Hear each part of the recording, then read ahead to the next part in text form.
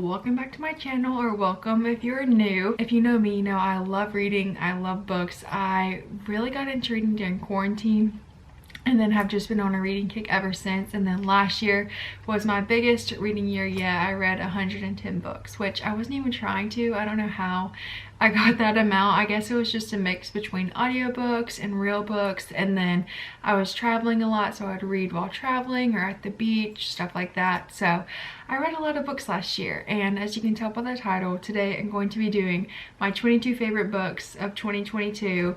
This was hard to narrow down because I read a lot, but as I was looking through my Goodreads, which I'll link down below because that's where I like keep up with all my books that I want to read and my reviews and stuff, I realized even though I read a lot of books, a lot of them were like 3 to 4 stars, and there weren't a whole lot that stood out as like top 5 best books ever. So these are a mix of some series that I liked, my top 5 books, some still really good 4-star books, and just a mix of lots of genres. So I'm excited to start. I'm going to be looking at my phone because I actually wrote this all in a blog post as well. If you ever want to follow my blog, it's just addiethompson.com, but I wrote it all out on there. So and this is just going to go in the order that I read them. So first is Mere Christianity by C.S. Lewis, which I have here, and I have been wanting to read a C.S. Lewis book for a while, like besides Chronicles of Narnia, and this was one of the first books that I read in 2022, and I really enjoyed it. It was definitely hard to get through at some points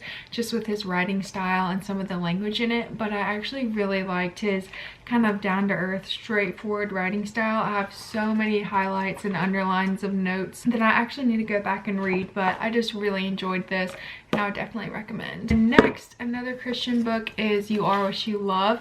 This is by James K.A. Smith. I've never heard of this author before, but I heard about it I think on Instagram or maybe Goodreads, some recommendation, and I really like it. The author is very smart and very well versed. He knows so much about scripture and theology, and I like how he connected it back to habits and lifestyle. So it basically talks about the things that we fill our days with is a reflection of what we prioritize and what we worship almost, and so we need to make that things of the kingdom instead of things of this world, and I really enjoyed this. Okay, the next book I don't have, but I read it over spring break, and it's called The Night Swim, and this was such a good thriller. It really got me back into thrillers because I hadn't read one for a while until this book, and I like it because it's a mix between a mystery that you're trying to solve in the present that connects back to a mystery from the past, and it kind of like weaves together and you figure out the twist at the end. But then there's also a true crime element because the main character, like the narrator, has a true crime podcast, and so she's covering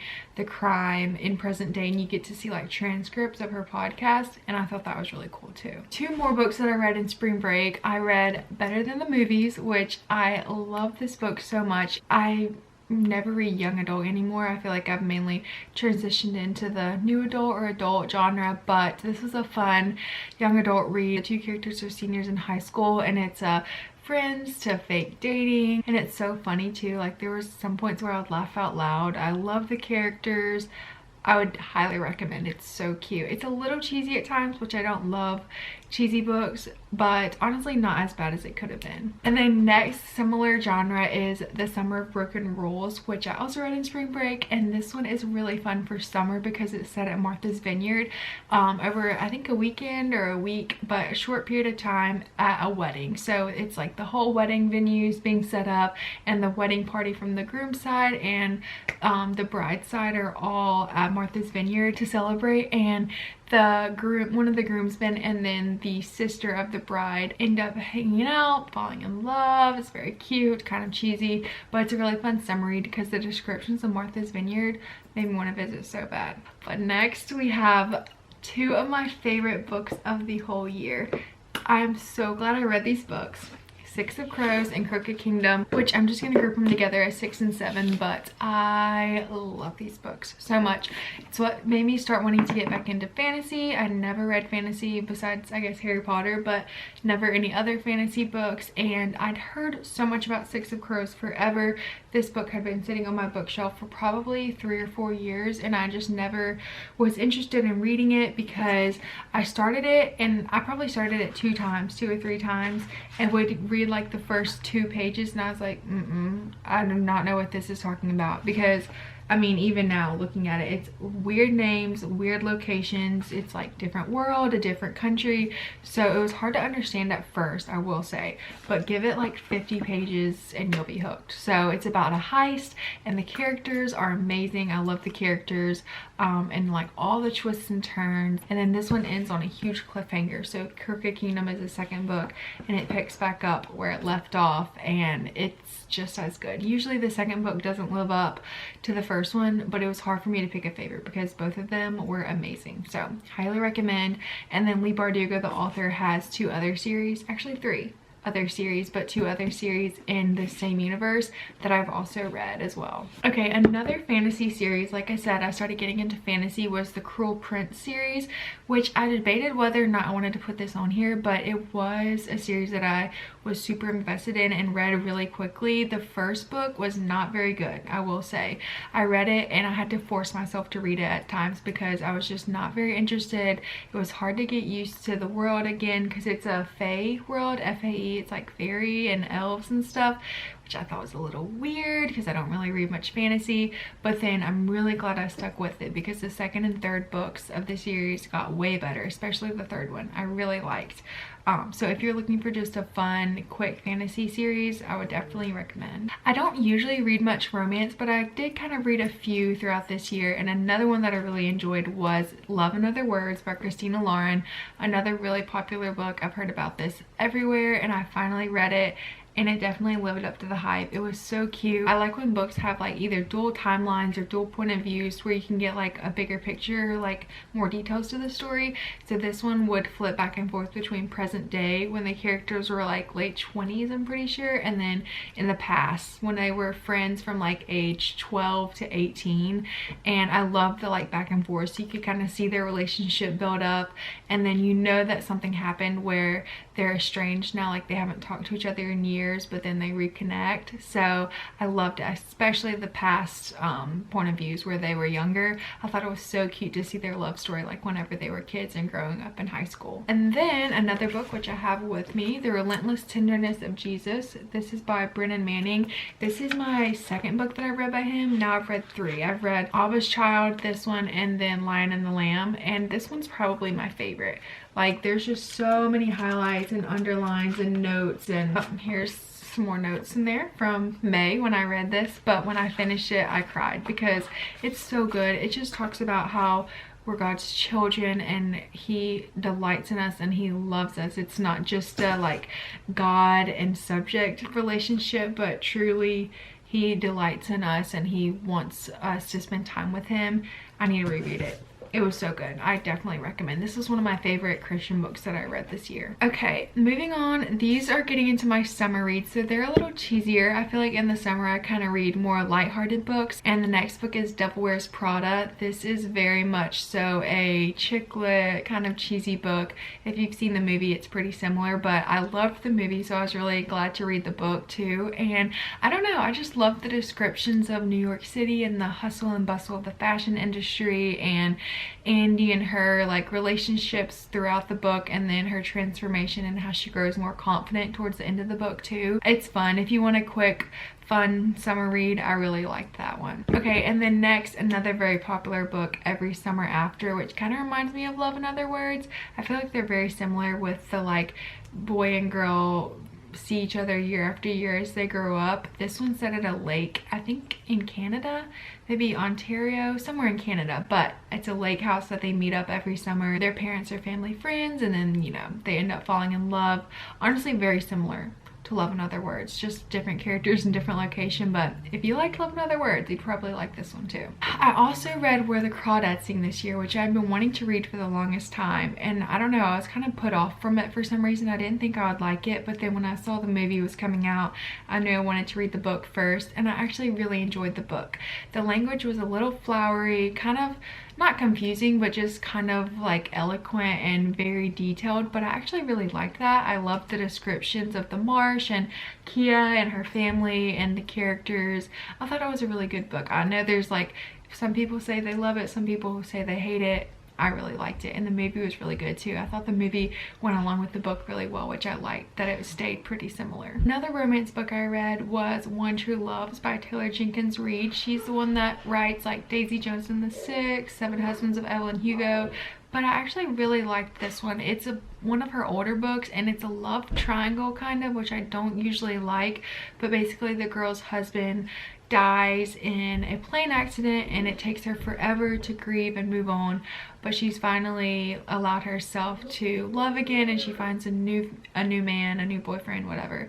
But then she finds out that her husband, who she thought was dead for like 3 years, actually survived the plane wreck, and he's back. And so now she's trying to decide between the two men, and I really liked how she wrapped up her decision at the end. I don't know, it didn't seem far-fetched. It felt pretty realistic to me, which I liked. I read this one over the summer and it was good. Another really good Christian book, I don't have it with me, but I read it this summer. It's called Life of the Beloved by Henry Nouwen, or Newen. I think it's Nouwen, I don't know. It was so good. It's kind of similar to the Relentless Tenderness of Jesus, just talking about how much we're deeply loved by God, and we can live out of knowing we are fully known and fully loved by him, and that's what helps us love others. I need to read more by him too, Henry Nouwen. I just loved it. It was so good, and it's quick too. It's less than 200 pages. There's so many great quotes from it. I would recommend. Another book that I was really wanting to read this year and finally did was The Nightingale by Kristen Hanna. This was very daunting to me, first for the size, because it's pretty long. I think it's like 560 pages, and also just because I never really read historical fiction, but I want to change that, and I want to read more genres, especially in 2023, because I loved this book. I'm really glad I read it.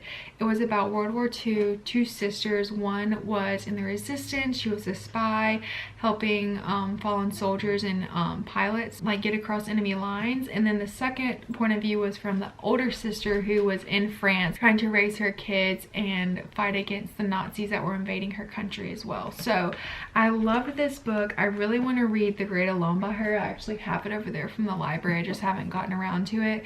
It was a little bit slow at first, I will say, so push through, because once I got like halfway through or so, I got really hooked, and then I read the last, I don't know, 200-300 pages in like 2 days. Another really good thriller I read this year was called The Good Lie. This is by A.R. Torr. I've read another book by him. I think it's called Every Last Secret.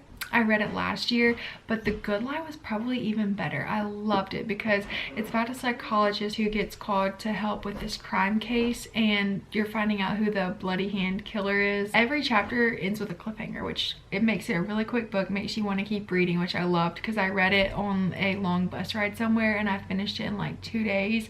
And at the end, I love when it's a big twist at the end, but it makes sense, because whenever it revealed who the killer was, it made so much sense, and I was like, that is what makes a good twist, because I never saw it coming, but I could see why, you know? Okay, a fun book from a new genre this year is Ready Player One, which is more like a sci-fi book, I would say. I never really read sci-fi, and I don't know much about video games or the 80s, which is kind of what this whole book was about, but I actually really enjoyed it. I thought it was fun.